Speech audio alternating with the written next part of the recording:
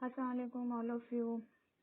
Today I am here with you with my new topic. Okay, you can see that what is my topic. My today topic is how can you learn English language. Today it is very important question for all because everyone wants to know about how to speak very well. Okay, but first thing है कि हम English बोलना किस तरह से सीखें. बहुत सारे स्टूडेंट्स एंड बहुत सारे लर्नर्स जो है वो इसको सीखना चाहते हैं और सारे टाइम परेशान ही रहते हैं और उनका यही कहना होता है कि हम जो है वो इस पे इतनी जो है अपनी मेहनत करते हैं लेकिन हमें वो रिजल्ट नहीं मिल पाता है जो हम चाहते हैं. ठीक है, बहुत सारे स्टूडेंट्स जो है इंस्टीट्यूट भी जा रहे होते हैं. ठीक है, लेकिन उनका रिक्वायर्ड रिजल्ट उनको नहीं मिलता बिकॉज के अगर आप जो है सही वे में नहीं हैं, सही वे में अपनी वर्किंग नहीं कर रहे हैं, so how you get positive result. So you know about this game. It's a very important language and it is an international language. और बहुत सारे कंट्रीज में जो है वो ये ज़बान बोली जाती है, कम्युनिकेशन के लिए यूज़ की जाती है एंड आपको अगर गुड अपॉर्चुनिटी चाहिए तो definitely you must know about how to speak very well. But problem is that कि हम जो है वो सही वे ही नहीं जानते हैं कि हमें इस लैंग्वेज को किस तरह से सीखना है, क्योंकि हम हमेशा जो है स्पीकिंग पे ही तवज्जो दे रहे होते हैं कि हम इसको स्पीकिंग करनी है, लेकिन हमें इसका सही वे नहीं पता होता है कि हमें इसको किस तरह से सीखना है. क्योंकि फॉर एग्जांपल स्टेट अगर हमें अपने फर्स्ट फ्लोर से सेकंड फ्लोर पे जाना होता है तो लाजमी तौर पे हमें जो है पहले सीढ़ियों के फर्स्ट स्टेप पे पैर रखना होता है. इस तरह से नहीं कि हम डायरेक्टली जो है फिफ्थ और सिक्स स्टेप पे पैर रखें. ठीक है, या डायरेक्टली हम जंप लगाकर सेकंड फ्लोर पर पहुंच जाए, ये जो है वो मुमकिन नहीं है. ठीक है, क्योंकि अगर हम सही वे ही नहीं जानते, हमें यही नहीं पता कि हमें पहले फर्स्ट स्टेप करना है फिर सेकंड स्टेप क्या करना है, तो जब हम रॉन्ग वे में जाएंगे तो हमें हमेशा रिजल्ट जो है वो रॉन्ग ही मिलेगा. ठीक है, अब इसका वे क्या है कि हम किस तरह से अपनी स्पीकिंग पावर को डेवलप कर सकते हैं. ठीक है, हम किस तरह से इंग्लिश लैंग्वेज सीख सकते हैं. तो इसके लिए हमें जो है वो 4 स्किल्स से पहले वर्क करना पड़ता है. वो 4 स्किल्स क्या है? Listening, speaking, reading and writing. ये 4 स्किल्स हैं जिस पे हमें मस्ट वर्क करना होता है.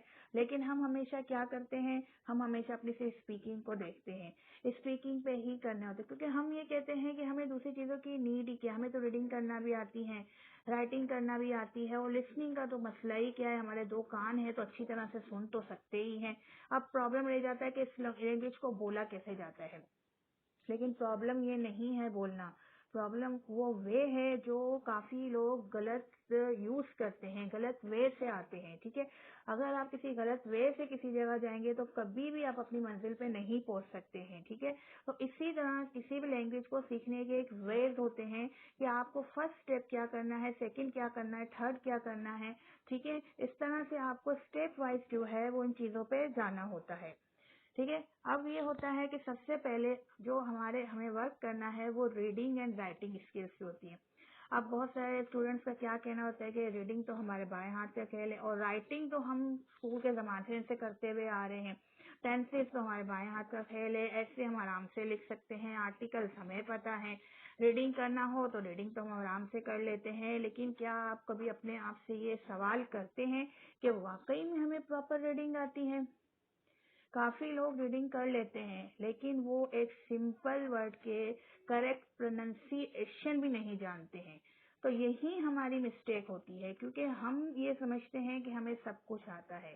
ठीक है, राइटिंग के लिए कहते हैं हमें सब कुछ आता है, लेकिन कितने स्टूडेंट्स से मेरा ऐसा वास्ता पड़ता है कि जब उनसे मैं एक सिंपल क्वेश्चन कर लेती हूँ कि प्रेजेंट डेफिनेट आप कहाँ यूज करते हो, या फ्यूचर इंडेफिनेट का अगर आपको सेंटेंस बनाना है तो आप किस कंडीशन में बनाएंगे और क्यों बनाते हैं, तो उनको कोई प्रॉपर रिप्लाई पता ही नहीं होता है. ठीक है, तो जब उनको टेंसेस नहीं पता, इवन कि जब मैं एक क्वेश्चन ये भी कर दूं कि टेंसेस होते ही क्या है तो वो तक नहीं पता होता है। हालांकि हम जो है क्लास 1 से जो है वो टेंसेस पढ़ते हुए आ रहे होते हैं और मैट्रिक तक तो इसी चीज को चला रहे होते हैं। लेकिन क्यों इस तरह से होता है कि मैट्रिक करते करते भी हमें ग्रामर पे वो कमांड नहीं आती है जो कि होनी चाहिए। रीडिंग हम ऐसे करते हैं जैसे कि हमें कोई बस जान छुड़ानी है, ठीक है। इवन कि हम अपने जो सिलेबस से रिलेटेड जो बुक्स हमारे पास होती हैं वो रीडिंग मटेरियल भी हम पूरी तरह से पढ़ नहीं पाते हैं और उसको अंडरस्टैंड नहीं कर पाते हैं। हालांकि रीडिंग से हमें जो है सेंटेंस स्ट्रक्चर्स पता चलते हैं, हमें प्रोनाउंसिएशन पता चलती है, प्लस हमें जो है वो वहाँ से वोकैबुलरीज भी मिलती है, ठीक है। और आप ये देखें कि ये सारी चीजें हमें स्पीकिंग में काम करती हैं नहीं, हमें स्पीकिंग में नीड होती है नहीं, लाजमी तौर पे होती है। तो स्पीकिंग से रीडिंग का रिलेशन है या नहीं, जिसको हम एक बेकार की चीज समझ के हमेशा छोड़ देते हैं कि इसकी तो हमें नीड ही नहीं है। क्योंकि अगर हमारा जो है फर्स्ट स्टेप ही क्लियर नहीं होगा तो आगे का स्टेप हमारा अच्छा नहीं हो सकता है। इसी वजह से जब अगर हम स्पीकिंग भी कर रहे होते हैं तो हमारी प्रोनाउंसिएशन इतनी रॉन्ग होती है और हमें वोकैबुलरीज का तो पता ही नहीं होता है, क्योंकि हमारे रीडिंग स्किल्स पे हमने कभी वर्क किया ही नहीं होता है। फिर आ जाते हैं हम अपने राइटिंग स्किल्स पे, ठीक है। अब राइटिंग स्किल्स का क्या होता है कि शुरू से हम राइटिंग करते आ रहे होते हैं, लेकिन मसला ये होता है कि जब हम एक स्टूडेंट को ये कह दें कि आप एक एस्से लिख के दिखा दें तो 80% स्टूडेंट को एस्से का प्रॉपर प्रोसीजर तो पता ही नहीं होता कि किस तरह से लिखना है, ठीक है। क्योंकि हम ये समझते हैं कि हमें राइटिंग करने की जरूरत ही नहीं है, क्योंकि हमारा शुरू से सिस्टम ये चल रहा होता है कि रट्टाफिकेशन पे हम आ रहे होते हैं, क्वेश्चंस भी आ रहे होते हैं, जो भी चीजें होती हैं वो हम रट्टा लगा, इवन के सेंटेंस भी बनाने होते हैं तो वो भी हम रट्टा लगा के याद कर लेते हैं, ठीक है। अपनी तरफ से हम किसी चीज को मेक करने की कोशिश ही नहीं करते हैं। तो फिर एंड क्या होता है, एंड ये होता है कि हमारी राइटिंग स्किल्स होती ही नहीं है। सिंपल हमें सेंटेंस बनाने के लिए आ जाते हैं तो हमें वो कुछ पता ही नहीं होता है कि हमें सेंटेंस राइट वे में किस तरह से बनाना है, ठीक है। तो सबसे पहले हमें जो है अपनी रीडिंग और राइटिंग स्किल्स को इम्प्रूव करने के लिए उस पर वर्क करना जरूरी है, ठीक है।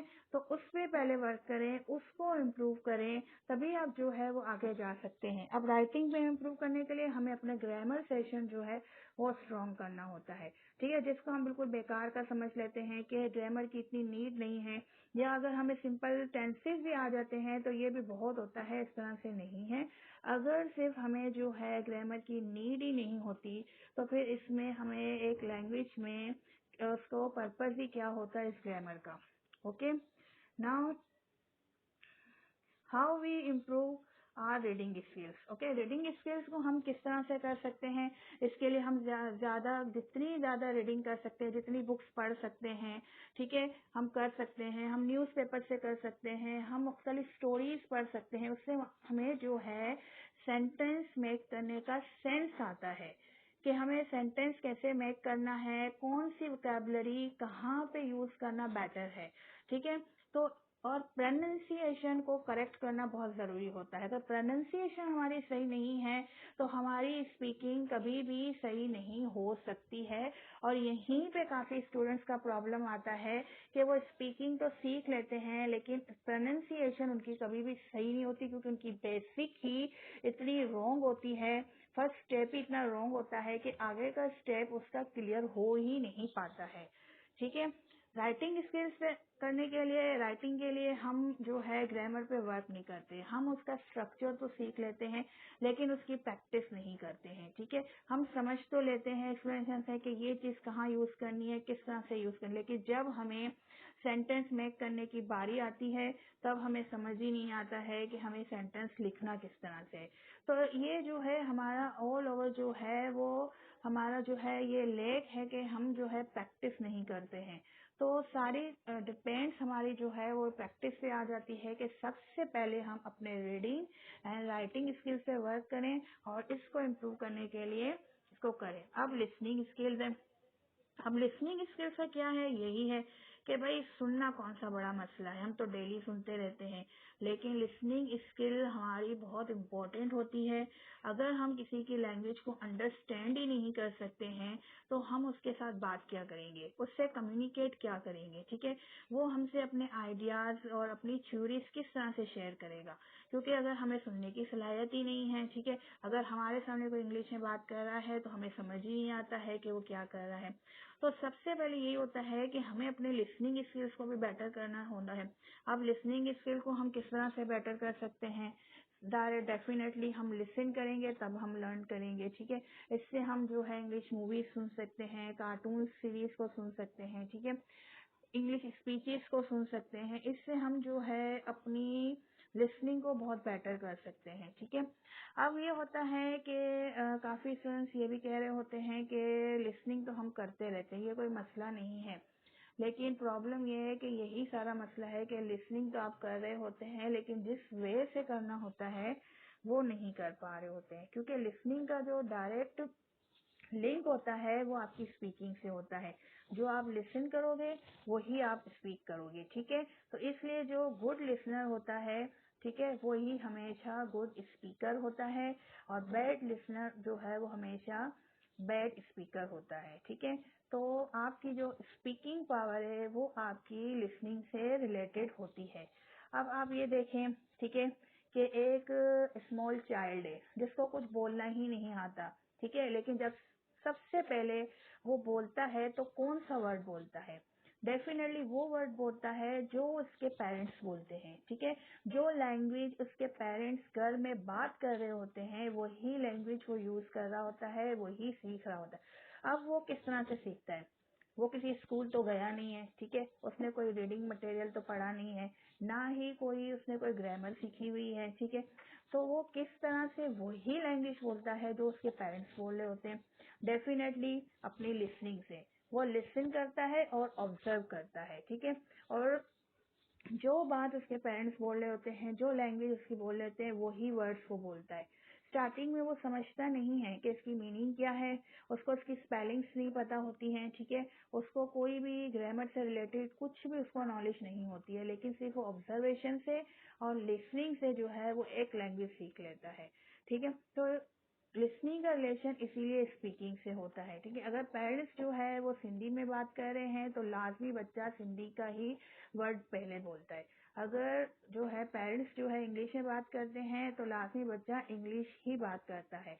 तो इसका मतलब ये है कि जिस तरह का एनवायरनमेंट बच्चे को मिलता है वो इसी तरह से उसको अपना लेता है, वो वही चीजें सुन के उन्हीं चीजों को ऑब्जर्व करके उसको जो है वो अंडरस्टैंड करके और उसको जो है वो सीख लेता है, ठीक है। उसका से ग्रामर से कोई रिलेशन नहीं होता है। तो यही थिंग होती है कि हम जो है अपनी लिसनिंग को जो है लिसनिंग स्किल को इम्प्रूव नहीं करते हैं, इसलिए हमारी स्पीकिंग पावर जो है वो इम्प्रूव होती ही नहीं है। इसी वजह से हमें हमेशा स्पीकिंग में प्रॉब्लम रहती है, ठीक है। अब प्रॉब्लम ये है कि कहने का मकसद कि हम स्पीकिंग स्किल्स को किस तरह हम इम्प्रूव कर सकते हैं, किस तरह से कर सकते हैं। तो ये जो है वो 4 थिंग्स हैं, ठीक है, fluency, vocabulary, grammar, pronunciation. Fluency हम जो है जब हम बात करते हैं, बोलते रहते हैं, ठीक है, मुसलसल जब हम बोलते रहते हैं तो वो हमें फ्लुएंसी इस सिलसिले में आती है। तो वोकैबुलरी हम कहाँ से गेन करते हैं, जब हम रीडिंग कर रहे होते हैं, सही है, हम अपने रीडिंग मटेरियल से वोकैबुलरी को गेन करते हैं। ग्रामर हम अपने राइटिंग स्किल्स से लेकर आते हैं, और प्रोनाउंसिएशन भी जो है वो हमारी रीडिंग स्किल से आ रही होती है, ठीक है। तो ये सारी चीजें हमें कहाँ से मिलती है, वही हमारी 4 स्किल्स पे वर्क करने की, ठीक है, कि अगर हम 4 स्किल्स चाह रहे हैं तो सब पे हमें वर्क करना है। ऐसा नहीं कि हमें सिर्फ स्पीकिंग करनी है तो हम सिर्फ स्पीकिंग को फोकस करें और बाकी 3 स्किल्स को हम जो है बिल्कुल जो है नजरअंदाज कर दें, ठीक है। तो लाजमी हमें जो है पहले उन स्किल्स पे वर्क करना पड़ेगा, तभी हम जो है अपनी स्पीकिंग पावर को बेटर बना सकते हैं, ठीक है। अगर हमारी ग्रामर स्ट्रॉन्ग है तभी जाके हम एक प्रॉपर सेंटेंस बना सकते हैं, प्रॉपर स्पीकिंग बना सकते हैं, ठीक है। अब ये होता है हमारे पास कि हम जो है कर तो लेते हैं ये सारी चीजें लेकिन फिर प्रैक्टिस नहीं करते हैं। प्रैक्टिस का क्या मतलब कि जब देखें कि अगर हम कोई इंस्टीट्यूट ज्वाइन किया हुआ है तो जितनी देर हम वहाँ पे हैं ठीक है, हम उस वक्त थोड़ी बहुत इंग्लिश में बात कर लेते हैं, आधा घंटा, पौना घंटा, अगर 1 घंटा हम जो या कन्वर्सेशन पीरियड हो रहे होते हैं, ठीक है, थोड़ी सी जो है हमें जो प्रैक्टिस करवाई जब हम उस टाइम पे बोले थे। बाकी पूरा दिन जो बाकी के 22 घंटे या 23 घंटे हमारे पास होते हैं, उसमें हम अपनी वही नेटिव लैंग्वेज में बात कर रहे होते हैं, ठीक है। तो हमारी वो फ्लुएंसी कभी आ ही नहीं सकती है उस लैंग्वेज में, क्योंकि अगर हम अपनी लैंग्वेज में बात करें, हम अपनी लैंग्वेज किस तरह से बात करें, अगर हम उर्दू में बात करते हैं, सिंधी में, कोई पंजाबी में बात कर रहा, तो उसमें उनकी कितनी फ्लुएंसी होती है, उनकी कितनी करेक्शन होती है, इसलिए कि वो पूरा दिन उसी लैंग्वेज में बात कर रहे होते हैं, ठीक है। Practice makes perfect. तो जितनी ज्यादा वो प्रैक्टिस होती है, इतनी ज्यादा उसकी वो लैंग्वेज अच्छी होती है। इंग्लिश को हम जो है एक साइड पे रख के रखा हुआ होता है।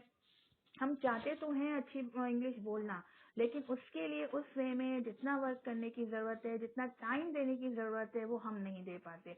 उसको हम सिर्फ एक इंस्टीट्यूट तक रख लेते हैं कि हमें वहीं पे बात करनी है। इवन कि हम अपने फ्रेंड्स तक में बात नहीं करते हैं। हम ये रीजन करते हैं कि अगर हम अपने फ्रेंड्स से बात करते हैं तो हमारे फ्रेंड्स हमारा मजाक उड़ाते हैं। लेकिन tell me the one thing कि आपको सीखनी है या आपके फ्रेंड्स को सीखनी है? डेफिनेटली आपको सीखनी है। तो आपको अपने बारे में सोचना है, ना कि अपने फ्रेंड्स के बारे में सोचना है, क्योंकि लोग जो है वो क्रिटिसाइज करेंगे, ठीक है। यू मस्ट फेस क्रिटिसिज्म, लेकिन अगर आप क्रिटिसिज्म बर्दाश्त नहीं कर सकते हैं तो आप कुछ सीख भी नहीं सकते हैं, ठीक। मेरे काफी स्टूडेंट्स हैं जो इस तरह के मुझे रिस्पॉन्स देते हैं कि अगर हम अपने बाहर बात करते हैं तो हम जो है हमें वो रिजल्ट नहीं मिलता, या हमें अपने फ्रेंड्स की तरफ से एक मजाक का बनाया जाता है। मैं आपको अपना एक्सपीरियंस शेयर करूं कि मैं जब अपने सीखने के मरहलों में थी और जब मैं अपने फ्रेंड्स के तरह बात की, तो वो भी इसी तरह का रिप्लाई मुझे दिया करते थे कि क्या तुम इस तरह इंग्लिश में बात कर रही हो, अभी क्या जरूरत है इसमें, हमें पता है आपको बहुत आती है। और इस तरह के बहुत सारे सेंटेंस जो बाद औकात दिल दुखाने वाले भी होते हैं, लेकिन मसला ये है कि सीखनी हमें है ना, तो प्रैक्टिस भी हमें करनी है, कोशिश भी हमें करनी है, ठीक है। उस टाइम पे जो मजाक उड़ाने वाले थे, आज वही लोग मुझे आके कहते हैं कि आप हमें इंग्लिश सिखा दें। तो यही होता है कि जब आप कुछ नहीं होते हैं तब आपको लोग मजाक का निशाना बनाते हैं, वो आपको स्टॉप करते हैं। लेकिन जब आपको वही इंग्लिश बोलनी आ जाती है तो वही लोग आके आपकी सक्सेस को सलाम करते हैं और आपसे सीखने के लिए बेचैन रहते हैं और आपकी तारीफ करते हैं। तो जब आपका कोई मजाक उड़ाता है तो आपको उस वक्त जो है एक अहद कर लेना चाहिए कि आपको प्रूव करना है, उन्हीं लोगों के सामने प्रूव करके दिखाएं कि you are wrong, I am right. Okay. तो अगर आपको इंग्लिश स्पीकिंग करनी है तो must speak English all the day, because practice makes perfect. Practice आपकी लाजमी है। तो ये सारे वेज हैं जो मैंने आज आपको डिस्कस किए हैं। जो लोगों को जो है इस बारे में कोई रिकग्नाइजेशन नहीं है, आइडेंटिफिकेशन नहीं है, ऑलवेज जो है वो रॉन्ग वे में जाते हैं, ठीक है। ऑलवेज जो है वो ये थिंक करते हैं कि हमें सिर्फ स्पीकिंग पे हमें जो है अमल करना है, स्पीकिंग पे हमें जो है काम करना है, और स्पीकिंग पे भी वो अमल नहीं हो रहा था, वो वर्क नहीं हो रहा होता है जो हमें करना चाहिए, ठीक है। तो अब ये सारी टिप्स हैं, अगर आप ये टिप्स को फॉलो करेंगे तो डेफिनेटली आप एक अच्छे इंग्लिश स्पीकर बन जाएंगे, क्योंकि हर चीज का एक वे होता है, और अगर आपको उसको उसी वे में नहीं फॉलो करेंगे तो आप कभी भी सक्सेस हासिल नहीं कर सकते हैं। ओके। अगर आपको मेरी ये वीडियो पसंद आई हो तो प्लीज थम्स अप कर दें और शेयर जरूर करें, ताकि दूसरे स्टूडेंट्स को, दूसरे लोगों को भी इससे फायदा हो और उनको भी ये नॉलेज हो इस बारे में, ठीक है। और definitely always subscribe my channel. Thank you all of you. Allah Hafiz.